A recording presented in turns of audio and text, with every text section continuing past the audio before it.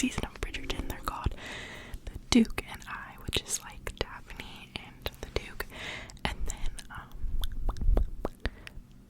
The Viscount Who Loved Me, I think is what the second one is called.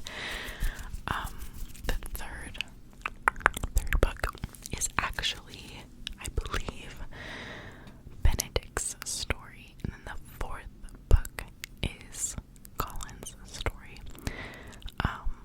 And I forget why they said that they did it that way, but I think it makes sense because obviously the hype for Pollen has been building a lot more than the hype for Benedict. And I'm not even sure who his love interest is, but I am hoping, so there's 8 Bridgerton books, and I'm hoping that they do all 8 books for the seasons, but obviously we'll just have to wait and see. Okay, so anyway, then I just want to say, so that's my plan, is to rewatch and then reread the first 2, because I want to be surprised of what happens in the 3rd season, like while I'm watching it. I am planning on watching it with a friend, and we both love the first 2, and so yeah, I'm excited to watch it with her and to like be surprised. But since I've already watched the first 2 seasons, I feel like I can read the books and like get more information and stuff, because I felt like when I just finished watching Queen Charlotte for the first time. I talked about that in one of my recent videos, and I felt like I got so much more information about like the show as a whole, and like the I don't know, just like the ensemble cast in general. So I feel like I will just get so much more information if I read the books. What else?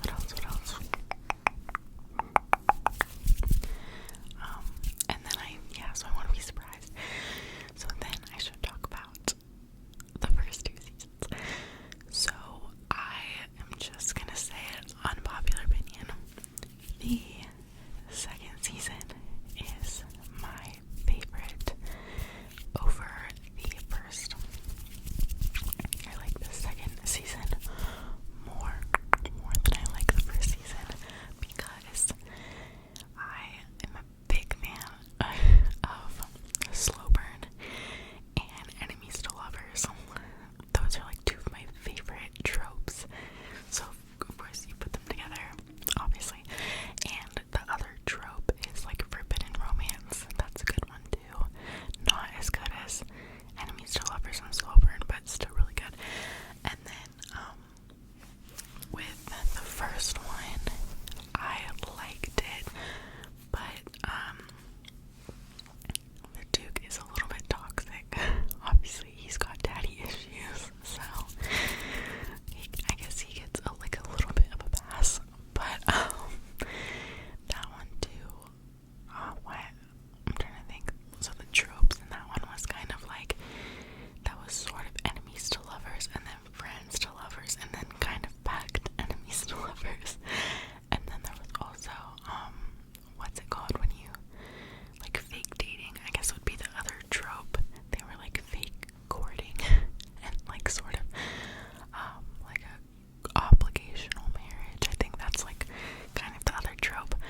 And what else? Yeah, so that one, I like it, and I love Daphne. I think she's a good character. The Duke, I don't dislike him, but I like the Viscount a lot more. And Anthony, okay. Also, we need to talk about this. Let me know how you think his name is pronounced, because I feel like in the show they pronounce it like Anthony, and maybe that's like the British or like old school pronunciation, but it's spelled like Anthony. And then, but I know a lot of my friends pronounce it Anthony, and so like, and that's obviously like an Americanized pronunciation, I'm pretty sure. But I know the guy on Queer Eye is like literally his name is Anthony, and that is how it's spelled. It's not even spelled like Anthony, and I'm pretty sure he